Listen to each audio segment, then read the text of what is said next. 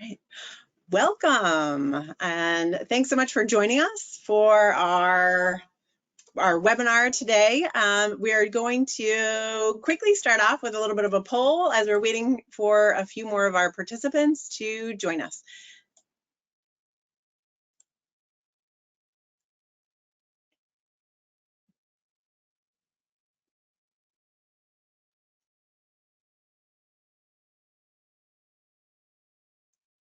Okay, we got some responses coming in.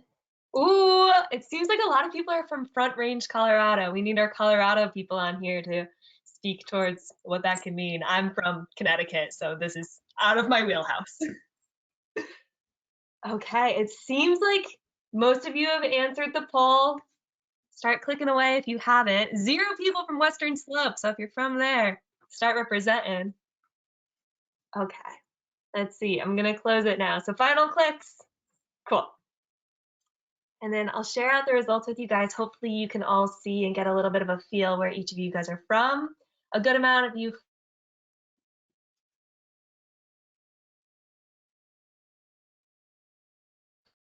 Cool.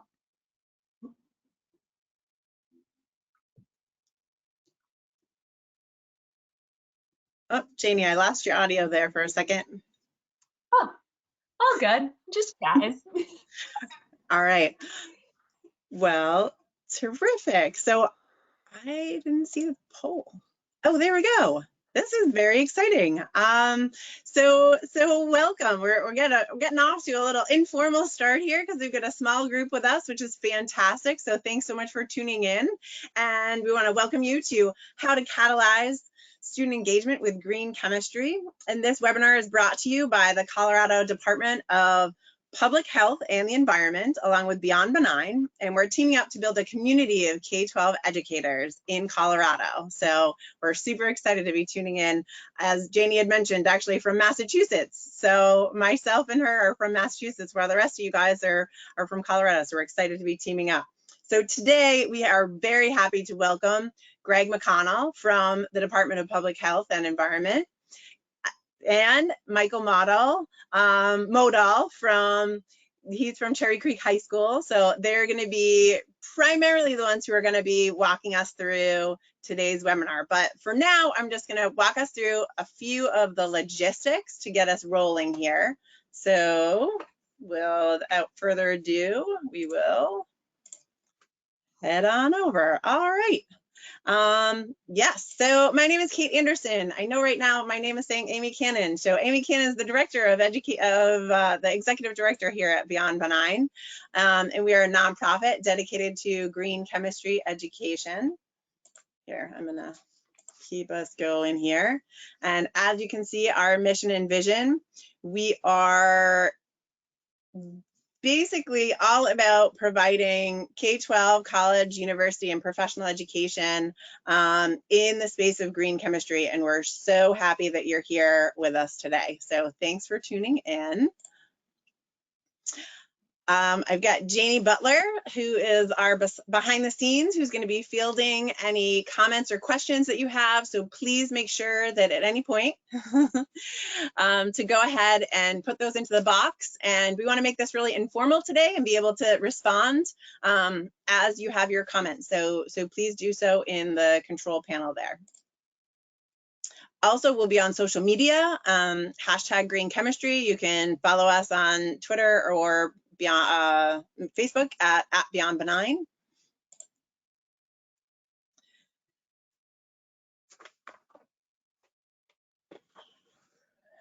All right, we are thrilled to be kicking off. Oops, sorry. We are thrilled to be welcoming Greg McConnell from the Colorado Department of Public Health, who is gonna share with us his thoughts on why green chemistry and what it could possibly mean in Colorado. So take it away, Greg. Thanks, Kate. Thanks everybody for being here today. We are super excited to be developing this partnership with Beyond Benign and their green chemistry and what that can mean for Colorado's K-12 schools. I've been the lead school inspector for the Colorado Department of Public Health and Environment for a number of years now, and have worked across the state with our local public health partners in developing what is a pretty robust school inspection program. And one of the elements of that program is to look for ways for us to be nimble and responsive to our schools and some of the issues that they deal with on a daily basis. And we think that green chemistry is most definitely going to be the way forward for us. So go ahead and switch to the next slide.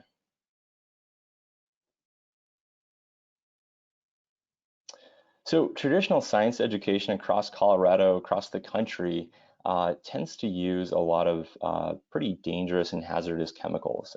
We're talking about really concentrated mineral acids, a lot of really strong bases. Just think, high molarity hydrochloric acids, nitric acid, methanol, any number of really hazardous components that are commonly used in a science classroom. And what that means to us, specifically at the health department from a health perspective, is we're worried about exposures as well as the accumulation of large volumes of degraded and dangerous chemicals that are both a health and safety issue in the school, as well as a really costly issue for schools to deal with when it comes time to get rid of those chemicals. And so we do have a couple ideas in store in terms of potential ways to address that. So I'll talk a little bit about what's working and what's missing. Next slide. So here's a big overview of the state of Colorado. It's a county map, and the counties in yellow are those counties that receive the benefit of a school inspection, which is based on a pretty robust school inspection program that we partner with our local public health agencies across the state to go into schools and do on-site inspections. And we spend a good deal of time in the school science laboratories focused on chemical safety issues. Those counties you see in red, unfortunately, that's not the case. And for a number of different reasons, primarily related to funding and resources, those schools in those counties do not receive the benefit of an inspection from their local public health agency. And this can mean a number of things, one of which is that they just don't get a lot of good formal oversight and basic safeguards for the protection of their staff and students that are engaging with these hazardous chemicals in traditional science labs. Next inspection, or next slide. If you zoom in on that a little bit further and look just along the Denver metro area and our six most populous regions, our six most populous counties in the state, that actually means that 56% of all middle and high school students attend school in those 6 counties alone.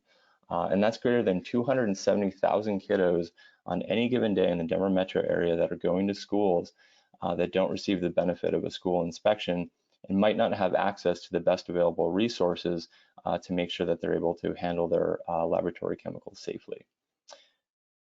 And next slide. So at the State Health Department, we definitely know there's a better way of doing business. And we think there's probably a very different way to move forward. And we're starting to rethink chemistry education in Colorado.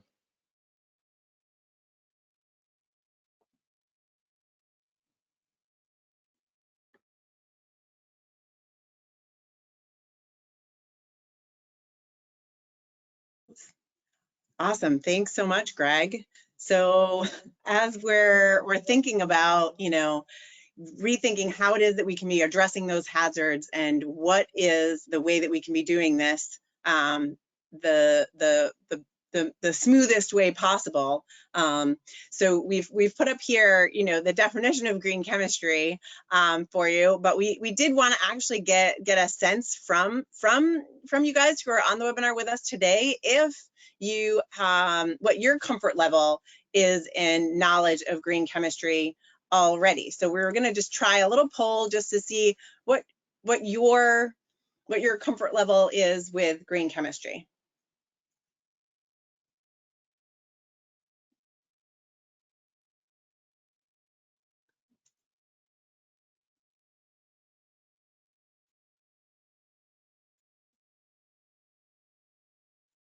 All right, we'll have the poll up for about 10 more seconds here, just to give everybody a chance, if they are interested, to go ahead and let us know, give us the feedback.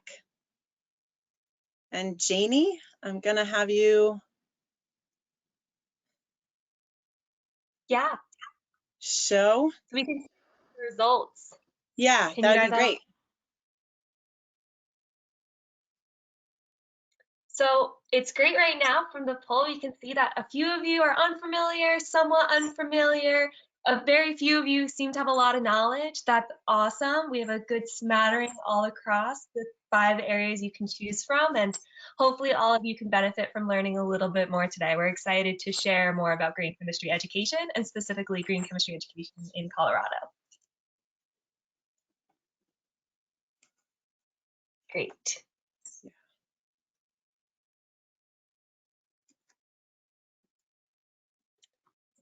Cool. Okay, Kate, do you want me to keep going? Yeah, I'm just gonna turn it over to you, Jamie, if you don't mind. That'd be great. Cool. Awesome. If you can do the slide, that'd be awesome. Yes. So from what you guys have shared with us, that's awesome knowing that you all have different knowledge levels of green chemistry. What we're going to go into a little bit is what is green chemistry. It's made up of 12 principles, and I like to boil it down into these 3 big areas. So it's how to do processes and make products in a way that has less harmful materials used. Boiling it down, it's how to do things that are less expensive, less costly, while being safer for both humans and the environment and performing at that same level. One of the little tricks I like to think about when looking at this graphic is saying, if, oh, okay. I think Kate and I are doing a little handoff right now, so I'll see if I'm able to share my screen with you guys. Can you see that of my slides? Hopefully. Oh, here we go. Yes. Okay, cool. Can you still see me? Yes. So what I was just going to say as a little trick is if you want a low cost, less red, you want a lot of that blue and yellow in between makes green chemistry. So green chemistry would be right in the middle of here. And that's exactly where Beyond Benign comes in. Beyond Benign is a green chemistry nonprofit. As Kate was saying, we're located in Wilmington, Mass. And we do a whole host of different things. We have experiments and a whole library of resources online with replacement labs, with project-based learning, different plug-and-play options that can be put directly into the classroom. Another thing we do is we do a lot of workshops. We believe that everything we make is by teachers for teachers. So we'll touch upon this a little bit later, but we work with a really awesome team of 20 teachers across the country, middle school, elementary, and high school teachers who come together and create these resources with us. They also host some really awesome PDs, such as this webinar. You'll meet one of our lead teachers, Michael, on here. Also in-person training, which you guys will hear about. There's a really awesome opportunity coming up for Colorado teachers in August. And online courses, a lot of different things. The last thing on here you'll see is future leaders. We're really cultivating different communities across the country and internationally. I saw that we have somebody logging in with us from Morocco, so that's fantastic.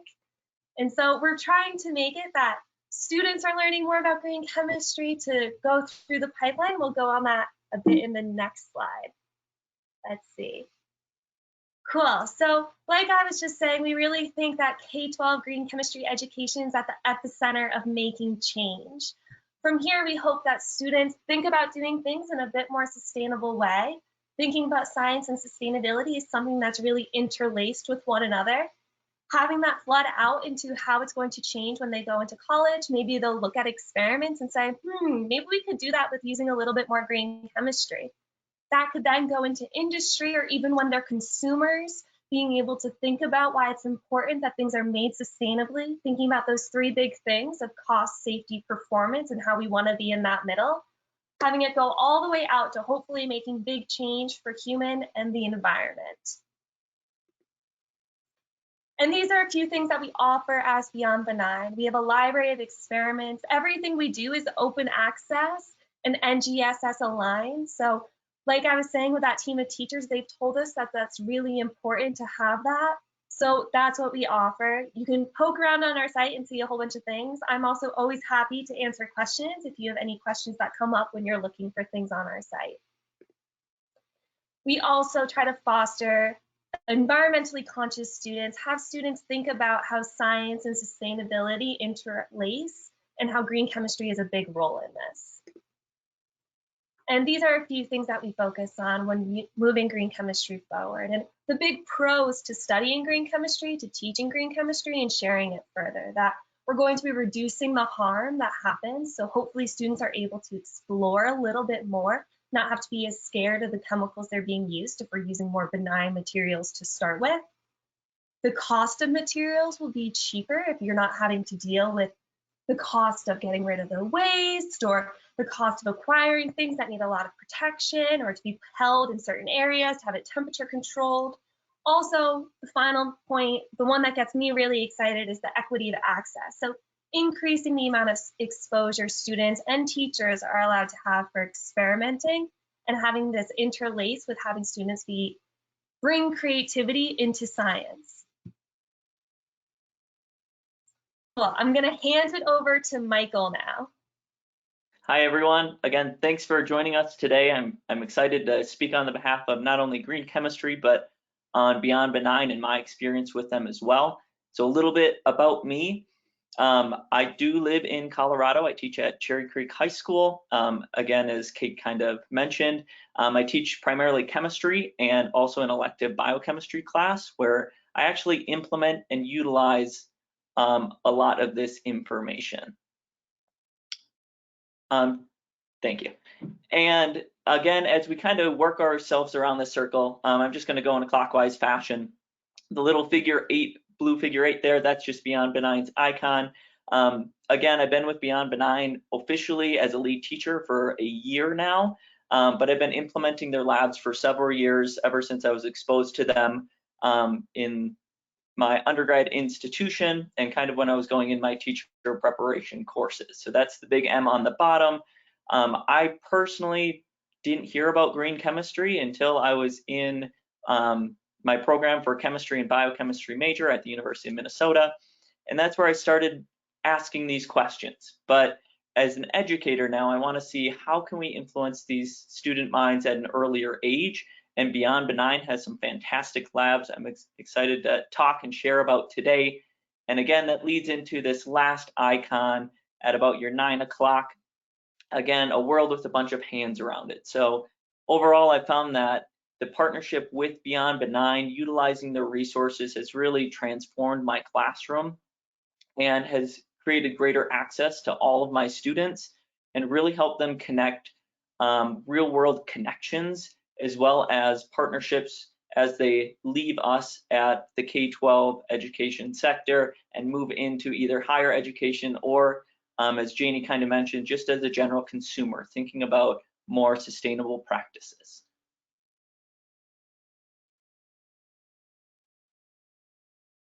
And again, why do I teach green chemistry? So this cycle I have on the bottom, whether you've been teaching for a year, 3 years, 5, 20, however many years you've been teaching, I think we can all agree that eventually we kind of get in this cyclical pattern. We have the same type of thinking, which leads to the same curriculum or implementation, and we get some sort of same results, whether those be fantastic results or not. That drives our instruction for the next year. We might tweak some things, but over the years, we kind of get in this cyclical pattern. And the exciting thing I found was the implementation of green chemistry. Go to the next slide, Janie. The implementation of green chemistry really has led to 4 main things in my classroom. Specifically, engagement is significantly increased, as well as scientific inquiry. My students have the ability to utilize safe labs and go through these safe labs and explore their own thoughts, which leads to individual thought and also interdisciplinary skills. So I have a lot of students looking at not pursuing a degree in chemistry, so the question always comes up, well, why do I want to do this lab? And green chemistry provides that platform to say, well, if you're going into art, we're doing a project, you can connect this to your artistic mind. If you're going into history, if you're going into economics, all of those components can be easily taught through green chemistry, and again, really increase the engagement with the student population.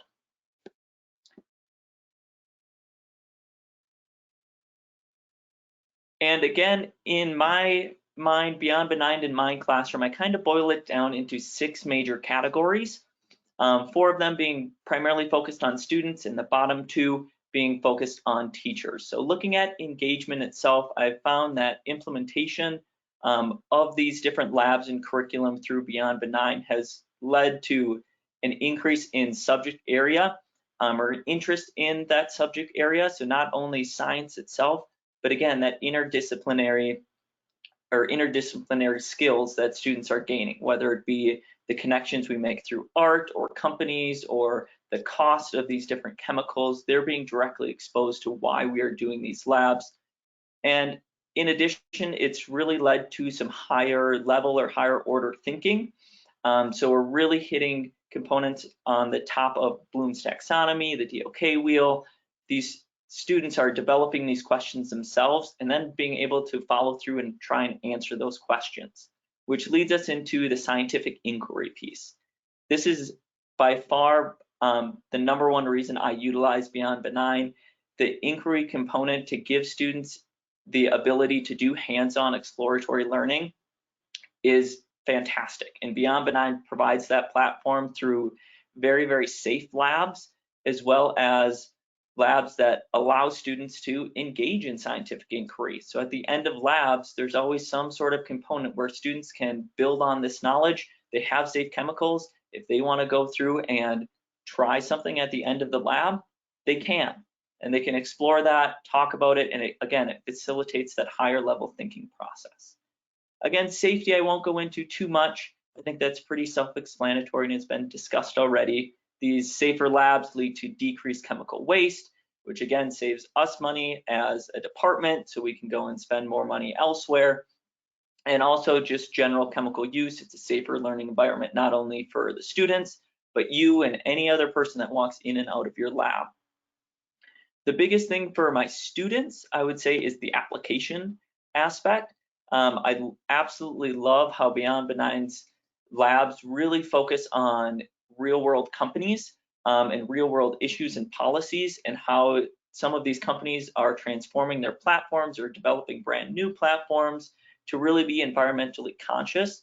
And what does that mean? So a lot of our students who are leaving after their senior year and going on to pursue other things, if they're not directly going into science, how can they take these skills with them and actually apply them to, again, keep them safe, keep our environment safe, and so on and so forth.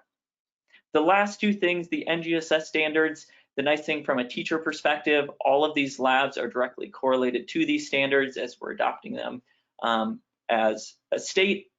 It's really nice if you have questions or things like that. All of the NGSS standards are directly in the lab, so not only do you see them, your students can see them to kind of check those off as you're proceeding through those. And the last thing, I believe Janie talked about this, were the materials. There are some wonderful materials.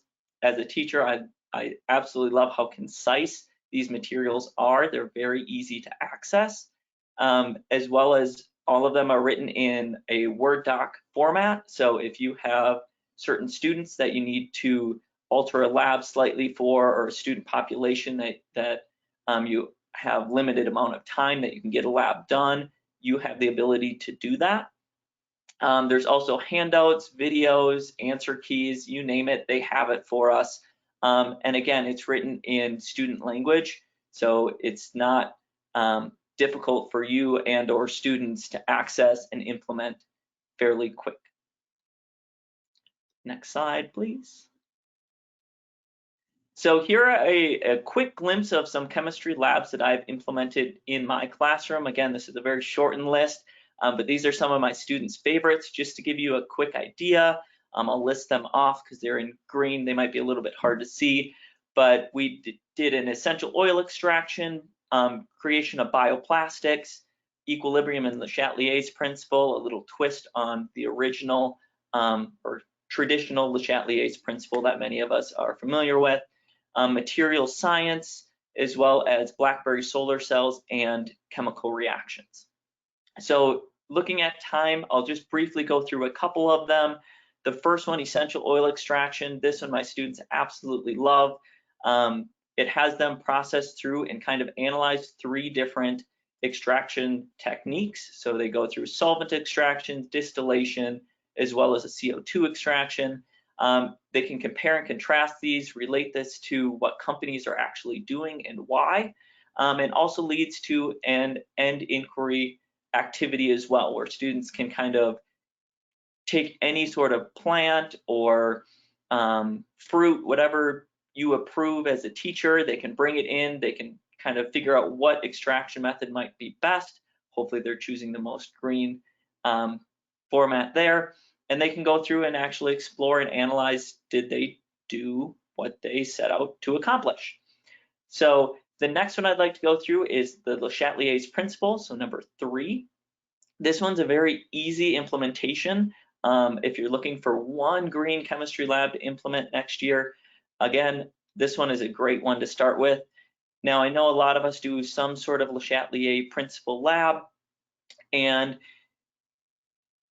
the first one that I was exposed to as a teacher, it used, I believe it was dichromate, and there was like cobalt chloride, things that I don't typically want my students dealing with. And it kind of transformed my thinking that I don't need to do exactly what is in the text or what has been passed down, but their Le Chatelier's principle simply uses tea that we drink. And students can apply different stressors to the system, see which way it shifts. And again, we're reducing waste, we're reducing harmful chemicals that could be used in lab, and it can really be done in any lab setting. And the last one I will briefly touch on is chemical reactions. The chemical reactions is a fun lab. My students love this one too, because they have to analyze 2 different methods. One's a green chemistry, one's not a green chemistry. So it puts the learning on the students to see, well, why do we care about chemicals? Why do we actually want to analyze what chemicals are going down the sink or being put in waste containers? And it kind of formats their thinking into a green chemistry mindset. Next slide. So again, I want to thank you all for joining us and considering implementation of green chemistry in your classroom. It is extremely beneficial. It has been in my case. That's why I'm so excited and passionate of working with Beyond Benign. And again, as my students would say, big change starts with small actions. I implemented 1 lab 1 year, and that kind of transformed my thinking about how science is done, how we connect with students, and really how students can now go out and share these ideas with others.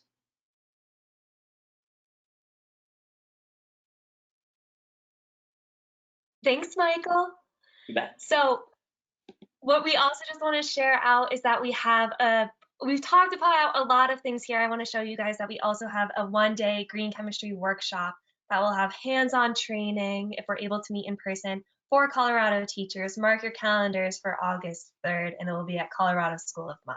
So going off of that a little bit, I just want to, I'll go to the next slide. Thank you all guys for joining, and I'll ask you guys one more poll before we all sign off. What do you think your next steps will be in green chemistry? So if you wouldn't mind filling this out, I know we've thrown a lot of information at you guys by this point, but would you like to check out the Beyond Benign website, see what resources there are for your school labs, maybe register for our online course? You can get course credit for that through Colorado School of Mines. It runs during the summer. We have that in-person training on August 3rd that maybe some of you guys are interested in. You can select 1 or more of these. I hope that you're interested in doing a few different things. And it's also like exactly what Michael was saying. It takes little steps to get somewhere. So even just doing one thing or talking about green chemistry in your classroom or talking about how it interlaces with safety is really important. And we would be just about thrilled to hear that you were interested in doing anything. So thank you guys for filling this out, responding. Anyone else want to write in real quick? Okay, awesome. I'll close the poll and share it out with you all so you can see that it seems really fantastic. You guys are interested in doing a whole host of different things, and I hope that we get to hear more from you all. So thank you so much for everyone for joining in with us today. I had a great time. I want to say a big thank you to Michael and Greg for sharing their insights, for really giving great perspective, and then also for our funders, and I can see if we have any questions that have come in during this time. I know we're pretty tight on time, but maybe if Kate is still on, if she can see if there's questions we want to talk about, maybe just one. If she's not on anymore, we can just sign off. Hey, no, I can, I've got one, and it's, where would I go for Colorado school regulation information? Where would I find out more about that? And I think this one's really particular for Greg.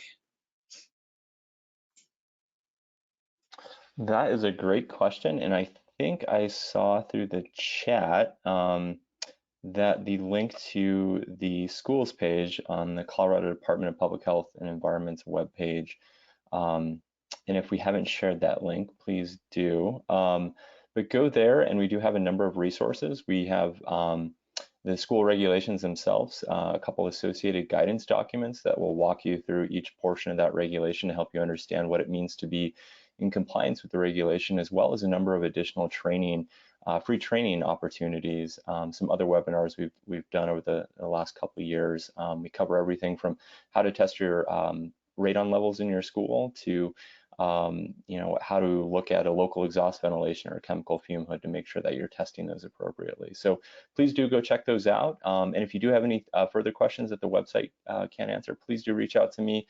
I think my email is somewhere on this presentation or has been shared otherwise. Feel free to reach out to me anytime. I'm happy to talk. Thank you so much. Yeah, there's one other question about the cost to the workshop. And so thanks to Greg and the folks at Colorado Department of Public Health and Environment, there is no cost for participation in this workshop that we're planning to have on August 3rd. So we do hope that that entices folks to participate, and there will be an option to actually earn 1 graduate credit through Colorado School of Mines for participation in that workshop as well. So that was another great question. And I think there's one more. Having a hard time reading it at the moment.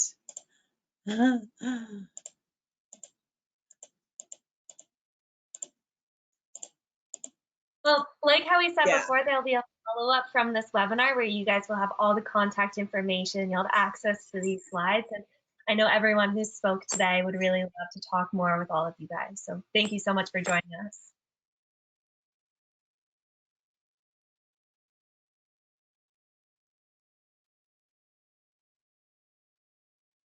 Kate, did you find that last question?